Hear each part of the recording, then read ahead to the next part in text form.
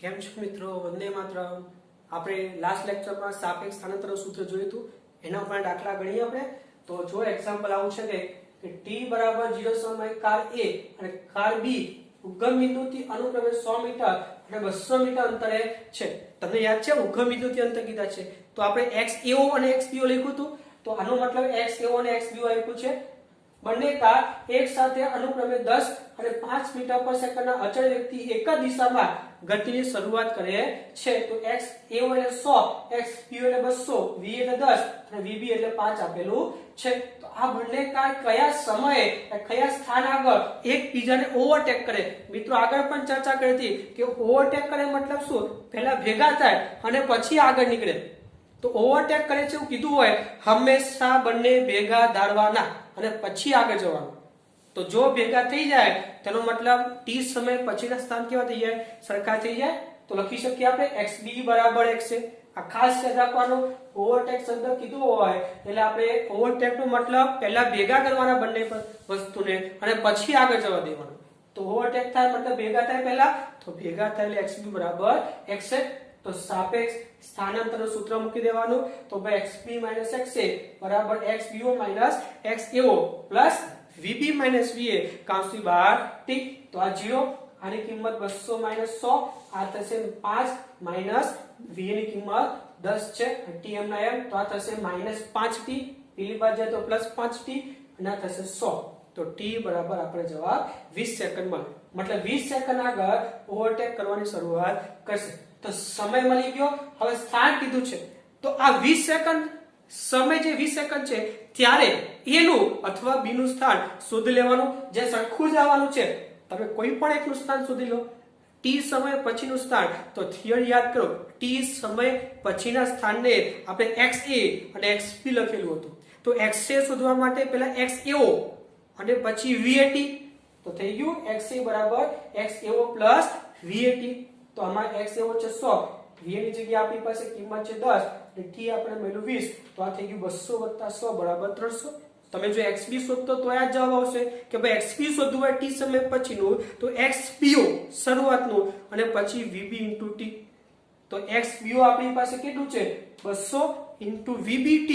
vb ની કિંમત 5, t એટલે 20, એટલે 20 × 50 100. તો થઈ ગયું 200 + 100 એટલે 300. બંનેમાં સરખો જવાબ આવે. તમે કોઈ પણ સ્થાન લખી શકો. એટલે આ સ્થાન t સમય પછીનું છે એટલે આ સૂત્ર લઈ લેવાનું અને સ્થાનાંતરનો ઉપયોગ આ કરી લેવાનો. તો મિત્રો ક્યારે ખબર પડે દાખલો લેવાનો કે આ સૂત્રનો ઉપયોગ કરાયો? તો જ્યારે તમને રકમમાં શરૂઆતના સ્થાન આપેલા હોય xao અને xbo અને એવું કીધું હોય કે ઓવરટેક કરે છે, તો આવો દાખલો લેવાનો થશે. જો શરૂઆતના આ સ્થાન આપેલા હોય અને એવું કીધું હોય કે ઓવરટેક કરે છે, તો આ 0 લઈને સાદું પાપીને જવાબ લાવી દેવાનો. મતલબ આવા દાખલામાં આ સૂત્રનો ઉપયોગ કરવો જેમાં શરૂઆતના સ્થાન આપેલા હોય અને ઓવરટેક કીધું હોય. બરોબર છે? હજી એક દાખલો જોઈએ. જો અમદાવાદ અને વડોદરા વચ્ચેનું અંતર 100 કિલોમીટર છે. અમદાવાદ લઈએ, વડોદરા લઈએ, બંને વચ્ચેનું અંતર 100 છે. અમદાવાદ અને વડોદરા બંને રેલવે સ્ટેશનોથી એક જ સમયે બંને ટ્રેન ઉપડે છે. મતલબ એક ટ્રેન અમદાવાદથી આ બાજુ ઉપડતી હશે અને બીજી ટ્રેન વડોદરાથી આમ ઉપડતી હશે. મતલબ શરૂઆત બંને છે ક્યાં? પ્લેટફોર્મ પર. મતલબ શરૂઆતમાં આ સ્થાન એ આપણું xbo xo થઈ જાય. ફરીથી કહું છું, બંને ટ્રેન એક ટ્રેન A અને એક ટ્રેન B આગળ ઊભી છે. બરોબર? તો બંને ઊભી હોય મતલબ શરૂઆતના સ્થાન લેવાય. તો આ જે સ્થાન મળે બંને વચ્ચેનું એને કહેવાય છે શરૂઆતનું સ્થાનાંતર, જેને આપણે xbo xo લખી શકીએ, જે આપણું 100 કિલોમીટર થઈ ગયું. પછી એક સ્ટેશનોથી એક જ સમયે બંને ટ્રેન ઉપડે છે. આ ટ્રેનોની ઝડપ અનુક્રમે 45 કિલોમીટર પર કલાક અને 30 કિલોમીટર પર કલાક છે. તો આ કયા સમયે આ બંને ટ્રેનો એકબીજાને ક્રોસ કરે? ફરીથી જો આ શરૂઆતના સ્થાન આપી દીધા બંનેના, બાદબાકી ડાયરેક્ટ આપી છે. આમાં અલગ અલગ આપ્યા હતા, જેમાં બાદબાકી ડાયરેક્ટ આપી દીધી છે 100 કિલોમીટર. અને બંને એકબીજાને ક્રોસ કરે એવું કીધું છે. ક્રોસ કરે મતલબ બે ભેગા થાય. જો ભેગા થાય પછી ક્રોસ કરશે ને, તો પહેલા ભેગા થાય મતલબ બંનેના સ્થાન સરખા લઈ લેવાના. તો xbo xo બેક ટુ 100, કારણ કે આ શરૂઆતનો સ્થાનનો ફેરફાર શરૂઆતમાં પ્લેટફોર્મ પર જ છે, તો ફેરફાર આટલો થવાનો ડાયરેક્ટ. તો એ આપણે ડાયરેક્ટ આપ્યો છે 100 કિલોમીટર. પછી va 45, VB -30 કેમ? કારણ કે બંને વિરુદ્ધ દિશામાં છે, તો આને પ્લસ લો તો આને માઈનસ લેવું પડે. તો આ થઈ ગયું XB - XA બરાબર 0, કારણ કે ભેગા થાય અને ભેગા થાય એનો મતલબ બંને શું થઈ ગયા? XB બરાબર XA. બરોબર? તો સૂત્ર મૂકી દો વેક્ટર આ બાદબાકી 0, આ છે 100, આ VB -30 - V એટલે 45 into t, આ થઈ -75t, માઈનસ આ બાદ જાય એટલે પ્લસ થઈ જાય, તો આ થઈ ગયું 75t plus is equal to 100. તો t બરાબર 100/75 મતલબ 4/3 અવર. એટલે આ રીતનો કોઈ પણ દાખલો જેમાં શરૂઆતના સ્થાનનો ફેરફાર આપેલા હોય અથવા શરૂઆતનું સ્થાન આપેલું હોય આ રીતે અને ઓવરટેક કરે છે, ક્રોસ કરે છે એવા શબ્દ હોય તો પછી આ સૂત્રનો ઉપયોગ કરવાનો થશે. બરોબર? તો આ બધા અલગ અલગ વેરાયટીના આપણે સાપેક્ષ વેગ 1D ના દાખલા જોયા છે. બરોબર? પછી સાપેક્ષ સ્થાનાંતર પણ જોઈ લીધું. હવે તો આપણે આગળ વધીએ તો સાપેક્ષ વેગ 2D માં આવે. બરોબર? ત્રીજા ચેપ્ટરનો સાપેક્ષ વેગનો કોન્સેપ્ટ પૂરો.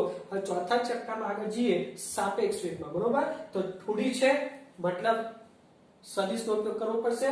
તો જો અહીંયા આપણી પાસે બે નિર્દેશ પ્રેમ છે, પહેલા તો A અને આ B નિર્દેશ પ્રેમ અને કોઈ પાર્ટિકલ છે P.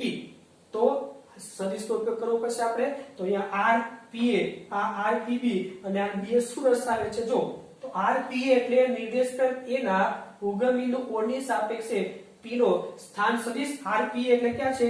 તો જો અહીંયા થઈ એનો સ્થાન સદિશ. સદિશ છે ને 2D છે. હવે તો 2D માં આપણે સ્થાન સદિશનો ઉપયોગ કરવો પડે.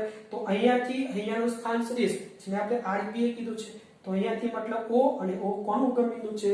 A નિર્દેશ પ્રેમનું. બરોબર? અને એ જ પ્રમાણે RPB અહીંયાથી ચાલુ થાય સ્થાન સદિશ. તો આ O' કોનું ઉગમ બિંદુ છે? B નિર્દેશ પ્રેમનું. તો નિર્દેશ પ્રેમ B ના ઉગમ બિંદુ O' ની સાપેક્ષે P નો સ્થાન સદિશ. અને છેલ્લે આવે છે RBA મતલબ A ની સાપેક્ષે B નો સ્થાન સદિશ એટલે ઉગમ બિંદુ O અને B એટલે ઉગમ બિંદુ O'. તો ઉગમ બિંદુ O ની સાપેક્ષમાં O' નો સ્થાન સદિશ. હવે તમે ભણી ગયા છો આગળ સદિશમાં. સદિશોનો સરવાળો જો અહીંયા આ એક સદિશ, આ બીજો સદિશ, તો આ થઈ ગયો આપણો પરિણામી સદિશ. યાદ છે સદિશના ત્રિકોણનો સરવાળો ની મેથડ. આ એક સદિશ, આ બીજો ના થઈ ગયો પરિણામી સદિશ. તો લખી શકીએ RPA બરાબર RBA plus RPB. તો જો RPA is equal to RPB plus RBA લખી શકો તમે. બંને બાજુ વિકલન કરો તો આ થઈ ગયું વિકલન બંને બાજુ. તો આ સ્થાન છે એનો વિકલન કરો તો વેગ મળે.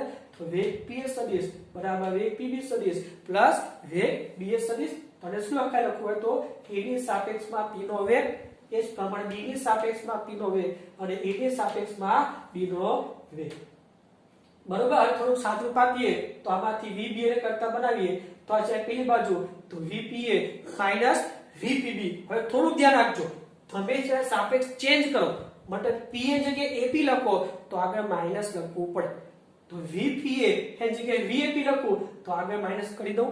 એવું જ VPB છે અને આ VBP લખવું છે મારે તો B આગળ લાવો તો G -5 લાવો તો માઈનસ માઈનસ થઈ જાય પ્લસ. તો સાબિત થઈ ગયું VBA બરાબર VBB પ્લસ પહેલા અને માઈનસ VPA. તો જોઈ લાવો યાદ છે કઈ? જ્યાં બંને એકની સાપેક્ષમાં હોય તો લખો તોય ચાલે, ન લખો તોય ચાલે. તો VBA ને આપણે VB VA લખો તોય ચાલે અથવા VBP VAP લખો તોય ચાલે. આપણે ઓલરેડી 1D માં સાપેક્ષ વેગમાં જોઈ ગયા છીએ. ખાલી ફરક શું? 1D માં હતું તો સદિશ લખતા નહોતા, જે 2D માં છે તો સદિશ આપણે લખવું પડશે અહીંયા. બરોબર છે? તો આ થઈ ગઈ આપણી આ થિયરી ઉપરનો આ સૂત્ર સાબિત થઈ ગયું. તમે આ લખી શકો ને. હવે લખવું હોય તો VB VA. આવું આપણે બીજું કોઈ એક્ઝામ્પલ લઈએ. આપણે કઈ એક્ઝામ્પલ બીજું જો ધારો કે આપણે નિર્દેશ પ્રેમ છે એ જગ્યાએ બે પાર્ટિકલ લઈ લઈએ અને આ જે પાર્ટિકલ છે એ જગ્યાએ નિર્દેશ પ્રેમ જમીન લઈ લઈએ. ધારો કે બે કણો A અને B કોઈ એક નિર્દેશ પ્રેમ જમીનની સાપેક્ષે VA અને VB જેટલા વેગથી ગતિ કરતા હોય તો આના ઉપર લખો તો શું લખાય? VAB એટલે કે બીજા પાર્ટિકલની સાપેક્ષમાં પહેલા પાર્ટિકલનો વેગ is equal to VA VB લખો તોય ચાલે અથવા બંને જમીનની સાપેક્ષમાં છે તો એક જ સાપેક્ષ હોય તો લખી દેવાનું VAG VBG. તો આ થઈ ગઈ આપણી વેગ સાપેક્ષ વેગ. અને એથી ઊંધું લખવું હોય VBA લખવું હોય તો આપણે શું લખી શકો છો? જો અહીંયા VBA બરાબર તમે અહીંયા જે શું લખો VAB લખી શકો અને આગળ લાવો તો VBA શું લખેલું હોય તો માઇનસ ઓફ VAB, અને VAB એટલે આપણું એનું થાય માઇનસ ની નિશાની બદલી નાખો એટલે માઇનસ VA પ્લસ VB, તો આને શું લખી શકો VB માઇનસ VA, તો થઈ ગયું VBA બરાબર VB માઇનસ VA. એટલે એ જ કોન્સેપ્ટ છે, આપણે શીખી ગયા એ જ છે, ખાલી ફરક પેલામાં સદિશ લખતા નહોતા, આમાં સદિશ લખવું પડે કારણ કે પેલું 1D હતું એટલે એક જ પરિમાણમાં હોય, જ્યારે 2D છે મતલબ એક કરતા વધારે પરિમાણમાં છે તો સદિશનું ચિહ્ન ફરજિયાત લખવું પડે. બાકી કોન્સેપ્ટ એક જ છે, VAB બરાબર VA માઇનસ VB, અને જો એક જ સાપેક્ષ હોય બંને જમીન જેવું કઈ તો VA માઇનસ VB લખો તોય ચાલે, અથવા VAG માઇનસ VBG લખો તોય ચાલે. બરોબર છે. જો એક દાખલો જોઈએ, એક બોટનો ઝડપીની સાપેક્ષે વેગ 3i + 4j છે, ઝડપીની સાપેક્ષે છે, અને પાણીનો ઝડપીની સાપેક્ષે વેગ -3i - 4j છે, તો બોટનો પાણીની સાપેક્ષે વેગ શોધો. તો સૌથી પહેલો બોટનો જમીનની સાપેક્ષે વેગ લખી શકીએ VBG, તો જો સદિશ છે એ સદિશ સ્વરૂપે લખવાનું, તો આપ્યું છે 3i + 4j, અને પછી પાણીનો જમીનની સાપેક્ષે વેગ એટલે જમીનની સાપેક્ષે વોટર પાણીનો વેગ -3i - 4j શોધવું છે બોટનો પાણીની સાપેક્ષ વેગ, લખી શકો બોટનો પાણીની સાપેક્ષે વેગ, તો ભાઈ બોટનો વેગ માઇનસ પાણીનો વેગ બંને જમીન સાપેક્ષે લખી શકીએ, તો VBG - VWG સદિશ, VBG સદિશ જગ્યાએ આ બેઠે બેઠું માઇનસ છે નિશાની ચેન્જ કરી દો એટલે થઈ ગયા પ્લસ 3i + 4j, તો આ થઈ ગયું 6i અને આ થઈ ગયું +8j, જે આપણો સાપેક્ષ વેગનો દાખલો થઈ ગયો, પાણીની સાપેક્ષે બોટનો વેગ. એટલે સાપેક્ષ વેગ 2D માં બહુ એટલું નવું નથી, ખાલી સદિશ સ્વરૂપે લખવું પડે એટલું યાદ રાખવાનું. હવે તમે આટલું લખી લો, પછી આગળ જઈએ આપણે. મિત્રો આપણે સાપેક્ષ વેગ 2D માં જોયો, એમાં સિમ્પલ એક દાખલો પણ જોયો. હવે થોડોક મજા આવ્યો દાખલો અલગ મેથડના જોઈએ આપણે. તો જો રકમ એવું લખ્યું છે, એક સદિશ A ઉત્તર પૂર્વ દિશામાં છે જેનું મૂલ્ય 5 છે, તથા સદિશ B નું મૂલ્ય છે 10. અહીંયા E નું દિશા અને મૂલ્ય બંને છે, જ્યારે B નું ખાલી મૂલ્ય આપ્યું છે, દિશા નથી આપી, તથા VAB ની દિશા ઉત્તર પશ્ચિમ દિશામાં હોય તો VAB નું મૂલ્ય શોધવાનું છે. તો આપણી પાસે VA સદિશ, VB સદિશ અને VAB સદિશ છે, તો આપણે સાપેક્ષ વેગનો ઉપયોગ કરીએ તો શું લખી શકો VAB સદિશ બરાબર VA માઇનસ VB સદિશ. છો મિત્રો આવા દાખલા જ્યારે પણ હોય તો સૌથી પહેલા કોષ્ટક બનાવી દેવાનું. આપણી પાસે સદિશ મૂલ્ય દિશા લખવાનું છે, તો સદિશ A માટે મૂલ્ય 5 દિશા ઉત્તર પૂર્વ, B નું મૂલ્ય છે ખાલી દિશા નથી, તથા VAB દિશા શોધવા મૂલ્ય શોધવાનું છે, દિશા આપી છે ઉત્તર પશ્ચિમ દિશામાં. તો આપણી પાસે ટોટલ 6 મૂલ્ય છે, એમાંથી જો દાખલો આવો આપ્યો હોય તો કોઈ પણ 4 મૂલ્ય આપેલા હોય અલગ અલગ વેરાયટીમાં, બરોબર. તો એના દાખલા આ રીતે કરવાના જોઈએ. સૌથી પહેલા જે મૂલ્ય આપેલા છે એના ઉપરથી એક આકૃતિ બનાવી દેવાની. તો સૌથી પહેલા જો VA નું મૂલ્ય 5 દિશા ઉત્તર પૂર્વ, તો ઉત્તર દક્ષિણ પૂર્વ પશ્ચિમ, તો ઉત્તર પૂર્વ એટલે આ બસ થાય વચ્ચોવચ ઉત્તર પૂર્વની, તો આ થઈ ગયું VA મૂલ્ય 5 વચ્ચોવચ હોય તો 45 ડિગ્રી થાય. હવે VB નું મૂલ્ય છે, દિશા નથી દોરવાની જરૂર નથી, હમણાં દિશા જેની આપી હોય પહેલા દોરી દેવાનું. પછી VAB નું મૂલ્ય નથી પણ દિશા છે ઉત્તર પશ્ચિમ, તો ઉત્તર પશ્ચિમની વચ્ચોવચ VAB થઈ ગયું 45 ડિગ્રી આવે આપણું. જોજો હવે હા, તો હવે આકૃતિ બનાવ્યા પછી તમને આ બે વચ્ચેનો ખૂણો ખબર પડી કે 90 નો. તો જે બે સદિશ વચ્ચેનો ખૂણો તમને મળી જાય એ બે સદિશનો સરવાળો થાય એવું કંઈક કરવાનું આ સૂત્ર ઉપરથી. સૌથી પહેલા સૂત્ર તો આપણને ખબર, પછી આ કોષ્ટક દોડીને એના ઉપરથી આકૃતિ બનાવી દેવાની. હવે જે બે સદિશ વચ્ચેનો ખૂણો તમને મળી જાય એ બે સદિશને સરવાળો સ્વરૂપે લેવાનો. તો આપણી પાસે VA અને VAB વચ્ચેનો ખૂણો થઈ ગયો. હવે આપણને ખબર પડે આમાંથી કે VA અહીંયા હોય, VAB અહીંયા હોય, એટલે આ આપણો પરિણામી સદિશ થયો. તો VA VB કઈ બાજુ હોય, આના ઉપર લખવું હોય તો VAB આ બાજુ છે, આ VA અને લખી શકો પ્લસ માઇનસ VB સ્વરૂપે. તો VB ની વિરુદ્ધ દિશામાં આ બાજુ ક્યાં હશે પણ આપણને ખબર નથી. તો આપણી પાસે ખાલી આ બે જ સદિશ જ છે અને તેમની વચ્ચે 90 ખૂણો આટલું ખબર છે. તો જે બે સદિશ હોય અને એમની વચ્ચે જે ખૂણો હોય એ તમને મળી જાય તો એ બે સદિશનો સરવાળો કરવાનો. તો જો VA અને VAB નો કરવો સરવાળો હોય તો આના ઉપરથી આ VB એટલે બાદ જવા દો તો શું થઈ ગયું VB VAB અને પ્લસ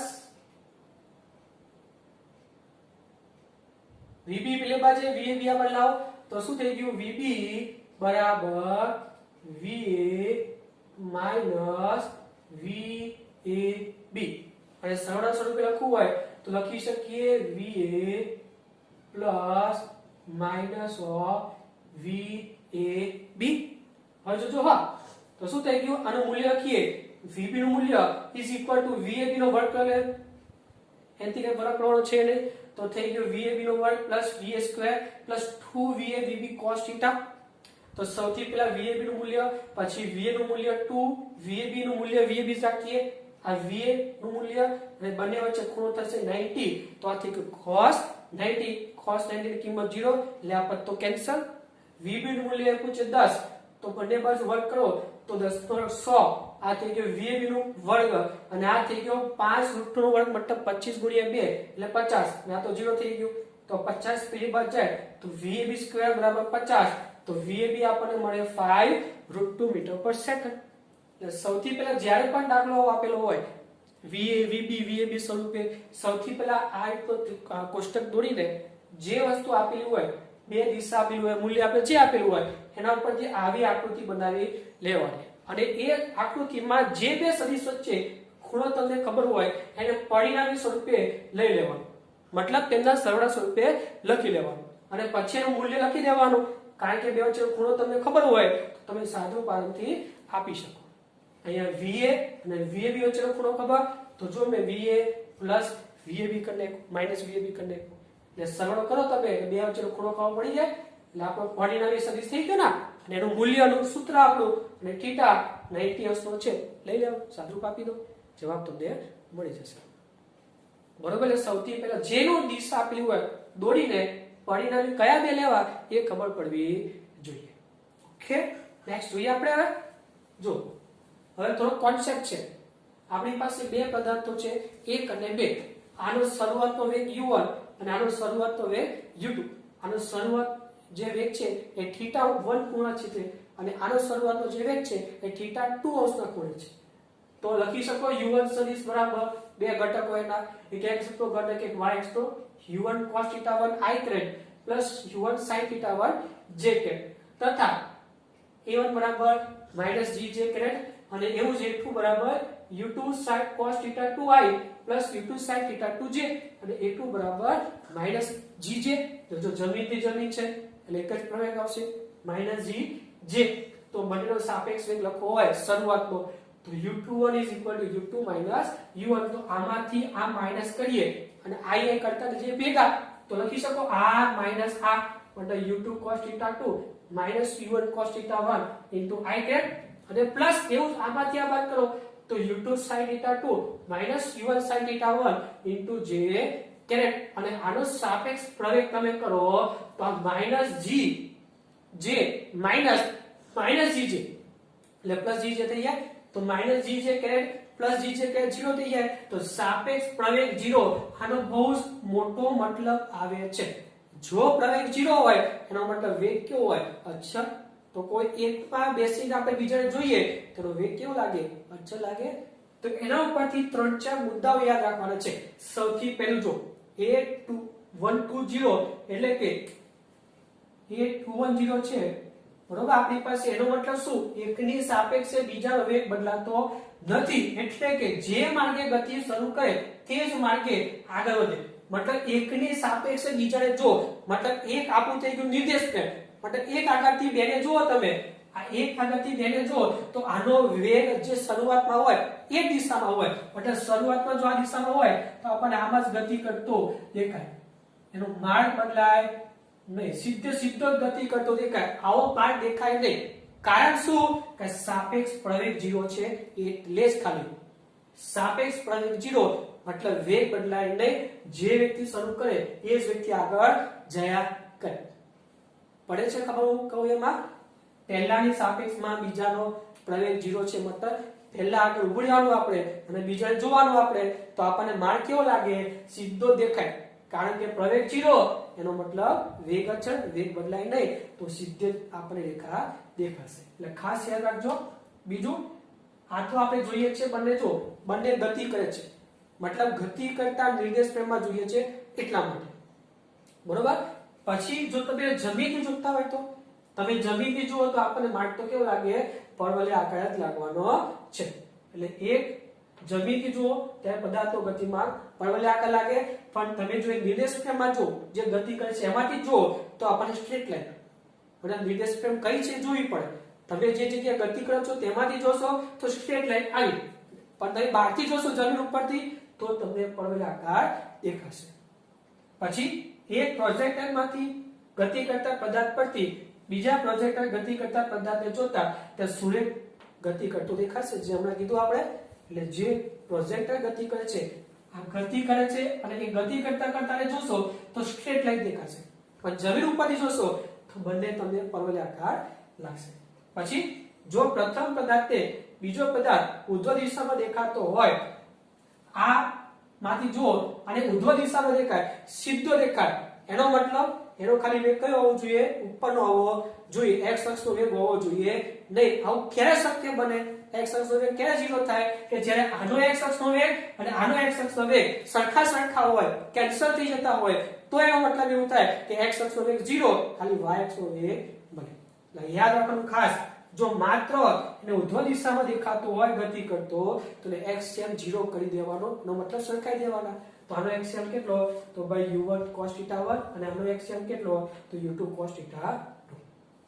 ખબર પડે છે? ખાલી y અક્ષ માં ગતિ કરતો દેખાય મતલબ ખાલી y અક્ષ નો વેગ હોવો જોઈએ, x અક્ષ 0 કરવો પડે. 0 કરવો મતલબ બંને સરખાઈ દેવાનું. આ જ રીતે જો આપણને એ પદાર્થ સમક્ષી દેખાતો હોય, મતલબ અહીંથી જો અને આને જોતા હોય તમે, આ સીધો x અક્ષ ઉપર લાગતો હોય તો ખાલી x અક્ષ નો વેગ હોવો જોઈએ, y અક્ષ નો વેગ 0 હોવો જોઈએ. તો y અક્ષ ના વેગ સરખાઈ દેવાના. u1 sin θ1 is equal to u2 sin θ2. આ કોન્સેપ્ટ બહુ જ કામ લાગશે, યાદ રાખજો. જે દિશામાં ગતિ કરતો દેખાય એ દિશાનો વેગ રાખવાનો, સામેની અક્ષનો 0 કરી દેવાનો. બરોબર? તો આ થઈ ગયો આપણો કોન્સેપ્ટ. પછી આના ઉપર દાખલા જોઈએ. હવે તો જો આપણી પાસે બે પદાર્થો a અને b છે, શરૂઆતનો વેગ u છે, ખબર નથી કેટલો, આનો આપ્યો છે 50 મીટર પર સેકન્ડ, આ 53 અંશના ખૂણે, આ 37 અંશના ખૂણે, અને બે વચ્ચેનું અંતર 100 મીટર છે. તો આકૃતિમાં બે પદાર્થો a અને b ને દર્શાવે છે. તો a ને કેટલા વેગ u થી ફેંકવામાં આવે જેથી બંને પદાર્થો એકબીજાને અથડાય, આપણે કહી દીધું છે અથડાય છે એવું, તથા અથડામણ કેટલા સમયે થાય તે પણ શોધો. પહેલા તો આ u શોધવાનું જેથી અથડામણ થાય, અને આ અથડામણ કેટલા સમય થાય એ પણ શોધવાનું છે. તો જો બરોબર, આપણને ખબર છે બંને વસ્તુ ગતિ કરે છે એટલે સાપેક્ષનો ઉપયોગ કરવો પડશે. હવે આપણે યાદ છે આગળ જોઈ ગયા હતા, જ્યારે સાપેક્ષ લેવો હોય તો શોર્ટકટ બતાવવા માટે કોઈ પણ એક સ્થિરતા લેવાનો અને એનો વેગ બીજામાં વિરુદ્ધ ચિહ્ન સાથે એડ કરી દેવાનો. તો એ કોન્સેપ્ટનો ઉપયોગ કરીએ. જો અહીંયા આપણે લખીએ uba, મતલબ a ની સાપેક્ષમાં b નો વેગ, મતલબ a ને આપણે નિર્દેશ ફ્રેમ લેવાના છીએ, તો a ને નિર્દેશ ફ્રેમ લઈએ તો a ને આપણે સ્થિરતા લઈશું અને b માં a ના વેગ આપણે એડ કરી દઈશું. તો સૌથી પહેલાના ઘટકો લખીએ પછી આપણે ધારીએ. જો તો સૌથી પહેલા b નો, આ b 53 અંશના ખૂણે, આ 50, તો આ બાજુનો ઘટક થઈ ગયો 50 cos 53, 50 cos 53, અને ઉપરનો થઈ ગયો 50 sin 53. cos 53 મૂલ્ય યાદ છે? cos 53 નું મૂલ્ય કેટલું થાય યાદ છે? મૂલ્ય મેં લખાયા હતા sin 37 sin 53 cos 37 cos 53, 3/5 થાય ને, તો 3/5 કરી દેવાના એટલે 30 થશે અહીંયા. તો એક ઘટક થઈ ગયો 30 અને y ઘટક 50 sin 53, તો એ મૂલ્ય મળશે તમને 40. બરોબર? એ જ પ્રમાણે આનું જોવાનું u નો x ઘટક કેટલો? તો u cos 37, cos 37 મતલબ 4/5, તો થઈ ગયું 4u/5, અને sin 37 y ઘટક તો એ થઈ ગયું 3u/5. તો ઘટકો આપણે લખી લીધા. હવે આપણે ધારીએ કે ભાઈ a ની સાપેક્ષમાં b નો વેગ, તો a ને આપણે સ્થિરતા લેશું અને એના જેટલા પણ વેગ હશે એ b માં આપણે એડ કરી લઈશું વિરુદ્ધ ચિહ્ન સાથે. સાથે સાથે સાપેક્ષ પ્રવેગ તો 0 થવાનો છે, જમીનથી જમીન હોય એટલે. તો સાપેક્ષ પ્રવેગ 0, તો કોન્સેપ્ટ યાદ શું રાખવાનો કે તમે કોઈ એક ગતિ કરતા માર્ગમાંથી બીજા ગતિ કરતા વસ્તુને જો, કોઈ ગતિ કરતી વસ્તુમાંથી બીજા કોઈ ગતિ કરતી વસ્તુને જો તો એનો માર્ગ આપણને સ્ટ્રેટ દેખાય. આ ત્રીજો સુરેખ ગતિ કરતો દેખાય, મતલબ જે માર્ગે ગતિ કરતો હોય શરૂઆત આમ કરતો હોય તો આમ જ દેખાય, આમ કરતો હોય તો આમ જ દેખાય. બરોબર? તો આપણે પહેલા એને સ્થિરતા લઈએ. ચાલો એને સ્થિર. હવે એના જેટલા પણ આપણને મૂલ્ય આપ્યા છે એ બી માં વિરુદ્ધ ચિહ્ન સાથે એડ કરીએ. જોજો તો સૌથી પહેલા વાયમ, તો વાયમ છે ઉપર, તો આ બાજુ એડ કરો તો નીચે તરફ એડ કરવું પડે. તો 40 ઉપર અને આનું નીચે 3u/5, તો થઈ ગયું 40 - 3u/5. અને એ જ પ્રમાણે x અક્ષનો ઘટક આ બાજુ 30 છે, તો આને આપણે વિરુદ્ધ ચિહ્ન સાથે આમાં એડ કરીએ. તો x ઘટક આપ્યો છે, તો આમાં એડ કરવા માટે આ બાજુ લેવું પડશે. તો 30 પણ આ બાજુ છે અને 4u/5 પણ આ બાજુ થાય, તો થઈ ગયું 30 + 4u/5. જો ફરીથી કહું છું, આ a, આને આપણે સ્થિર ધાર લેવાનું અને આ છે આપણો b, તો એને સ્થિર ધારીને એના મૂલ્ય b માં એડ કરવાના. તો સૌથી પહેલા y ઘટક એડ કરવો હોય પણ વિરુદ્ધ ચિહ્ન સાથે, મતલબ ઉપર હોય તો અહીંયા નીચે, તો b નો વેગ 40 ઉપર અને એનો જે એડ કરશો નીચે તો થશે 40 - 3u/5. એ જ પ્રમાણે x ઘટક આ બાજુ છે 4u/5, તો આ બાજુ એડ કરવું હોય તો આને વિરુદ્ધ ચિહ્નમાં એડ કરવું પડે આ બાજુ. તો આ બાજુ 30 છે અને બીજો આ બાજુ આવ્યું 4u/5, તો થઈ ગયું 30 + 4u/5. બરોબર. અને આ સ્થિર છે, બરોબર. તો આ સ્થિરમાં તમે આને જોશો તો આનો વેગ બદલાશે નહીં, કારણ કે સાપેક્ષ પ્રયોગ 0 છે, મતલબ b સીધો ગતિ કરતો એને દેખાશે. બરોબર. આવું ક્યારે બને? જ્યારે કોઈ ગતિ કરતા પ્રોજેક્ટાઇલ કોઈ ગતિ કરતું હોય એમાં તમે કોઈ બીજા પ્રોજેક્ટાઇલને જુઓ તો આપણને સ્ટ્રેટ લાઈન લાગે, પણ તમે જમીન ઉપરથી જોતા હોય તો પાછો પણ વળાકાર આવે. તો મોટા ભાગે આવું જ આવશે. એક ગતિ કરતી વસ્તુ હશે અને બીજી ગતિ કરતી વસ્તુ જોશો તો સ્ટ્રેટ લાઈન સીધું આવવાનું છે. આ થઈ ગયું 100 મીટર અંતર. તો હવે શું લખી શકીએ? અથડામણ થાય ત્યારે UAB નો વાયામ શૂન્ય લેવો અથવા A અને B ના વાયામ સરખા. હમણાં જ કીધું કે અથડામણ થાય ત્યારે UAB નો વાયામ તમારે શૂન્ય લઈ લેવાનો. તો આ થઈ ગયું આપણું UAB નો વાયામ અને આ થઈ ગયો UAB નો એક્સિયમ. તો અથડામણ ક્યારે થાય?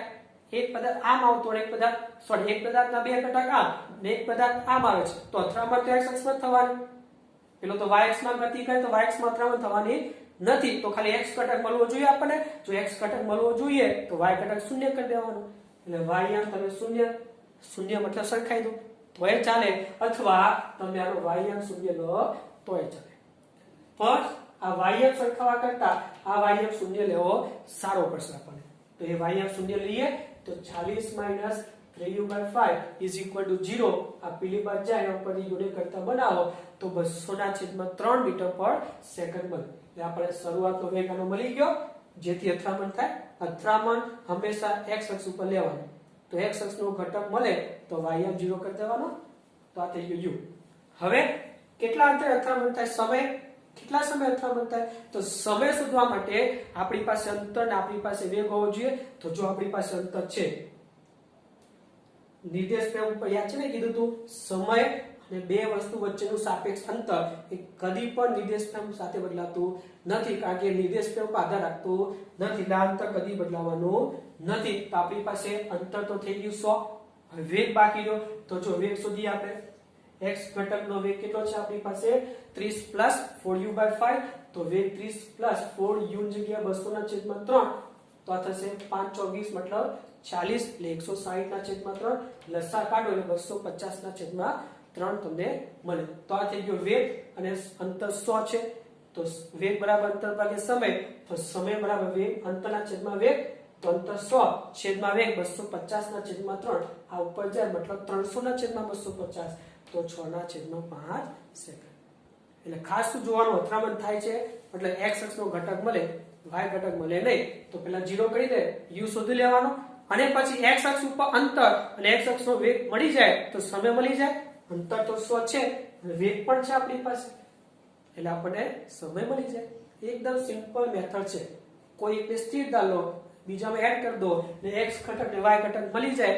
y ઘટક 0 એટલે u મળી ગયું, u ની કિંમત x ઘટકમાં મૂકી દો એટલે સમય આપણને મળી જાય. જો આવો દાખલો બીજો એક જોઈએ.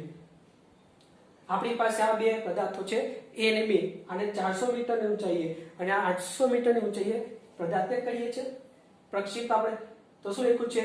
u શોધો જેથી બંને પદાર્થો એકબીજાને અથડાય તથા કેટલા સમયે અથડામણ થાય તે શોધવાની છે. ફરીથી સેમ રકમ છે, તો ફરીથી આપણે કોઈ એકને સ્થિર ધારીએ અને બીજામાં એડ કરીએ. આ વખતે આપણે B ને સ્થિર ધારશું અને A માં એડ કરશું. તો સૌથી પહેલા આપણે B ને સ્થિર ધાર લીધું છે. હવે A માં એડ કરવા માટે b નો શરૂઆતમાં ખાલી x અક્ષનો વેગ છે એટલે આને વિરુદ્ધ ચિહ્ન સાથે x અક્ષમાં આપણે એડ કરી દઈએ અને y તો 0 છે આનો શરૂઆતનો y બદલાવાનો નથી તો આનો x કેટલો તો u cos 53 u cos 53 મતલબ 3u/5 થઈ ગયું અને આનું આ બાજુ 50 હતું તો આ બાજુ એડ કરીએ 50 તો બંને એક જ દિશામાં થયું આનો ઘટક પણ આ બાજુ અને આનો વિરુદ્ધ દિશામાં એ પણ આ બાજુ તો બેનો થશે સરવાળો આનો x ઘટક આ બાજુ થાય ને અને આને વિરુદ્ધ ચિહ્નમાં એડ કરીએ પણ આ બાજુ થશે એટલે થશે સરવાળો એટલે 3u/5 50 અને આનો y તો છે ને એટલે બેક ટુ બેક તો જે આનો y હોય એ જ લખી દેવાનું u sin 53 એટલે થશે 4u/5 હવે આના જેમ જ આ સ્થિર છે તો આને સ્ટ્રેટ લાઈન લાગશે તો આ સ્થિર છે તો આ જે દિશામાં ગતિ કરતો તો એ દિશામાં ચાલુ રાખશે તો ગતિ આમ કરતો તો એ દિશામાં સતત ચાલુ રાખશે તો હવે અથડામણ ક્યારે થાય જ્યાં સીધો જ ગતિ કરતો અહીંયા આવી જાય તો કારણ કે અહીંથી ઉપર કે નીચે આવે તો એની સાથે અથડાવાનો નથી અહીંયા અથડાશે એટલા માટે સીધો B પાસે જવો જોઈએ તો જો આ 400 તો આ 400 તો ટોટલ 800 તો વધુ કેટલું ઉપરનું 400 તો આ 400 આ 400 તો tan θ વાપરો તો 400/400 અંતર આ 400 અંતર આ 400 અંતર tan 45 થશે 45 બરાબર સામેની બાજુ છેદમાં પાછળની બાજુ સરખી છે તો એક થઈ ગયો ભાગાકાર 400/400 તો આપણને મળે tan θ બરાબર 1 તો θ બરાબર 45 હવે જોજો હા તો શું લખીએ VAB બરાબર VA VB AB બરાબર 0 સાપેક્ષ પ્રવેગ 0 મતલબ સીધી રેખા આપણને દેખાશે હવે જો જોઈએ અહીંયા તમે y ને સરખાઈ શકો કારણ કે તમને ખબર છે તમે જો y 0 લેશો તો u 0 થઈ જશે તો એના કરતા બેટર છે આપણી પાસે આ θ 45 આવી ગયો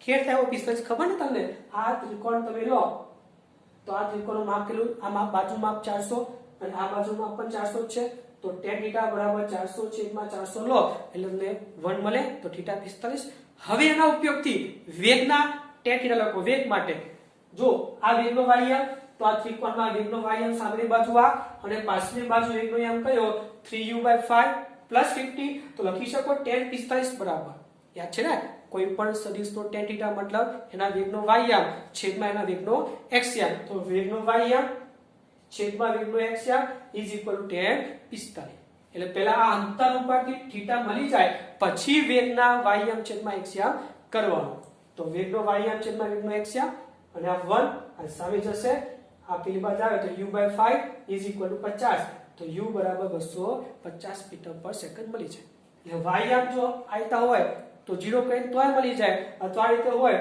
તો tan θ ઉપરથી પણ વાયમ મળે જેવી રકમ હોય એવું સાદરૂપ આપવાનું બસ વાયમ મળી ગયો હવે u મળી ગયો હવે અથડામણ થાય છે મતલબ x અક્ષ ઉપર થવાની તો x અક્ષનો વેગ અને x અક્ષનું અંતર લઈ લો અંતર તો છે 400 ખાલી વેગ બાકી રહ્યો તો ભાઈ x અક્ષનો વેગ કેટલો 3u/5 50 u ની જગ્યાએ 250 મૂકી દો એટલે કેટલા થઈ ગયા આ થઈ ગયા 50 × 3 એટલે 150 +50 એટલે 200 તો આ થઈ ગયું 200 મીટર પર સેકન્ડ બરોબર આ થઈ ગયો આપણો 200 મીટર પર સેકન્ડ નો વેગ x અક્ષ ઉપર અને x અક્ષનું અંતર તો છે તો સમય મળી જશે વેગ બરાબર અંતરના છેદમાં સમય તો સમય બરાબર અંતરના છેદમાં વેગ 400/200 એટલે 2 સેકન્ડ બરોબર છે એટલે આ રીતના કોઈ દાખલા હોય તો આ રીતનો y 0 કરીને તો મળી જશે u જો આ રીતના દાખલા હોય તો θ ઉપરથી y એનો tan θ બરાબર vy/vx કરીને u શોધી લેવાનો અને પછી અથડામણ માટે તો x અક્ષનો ઘટક લેવાનો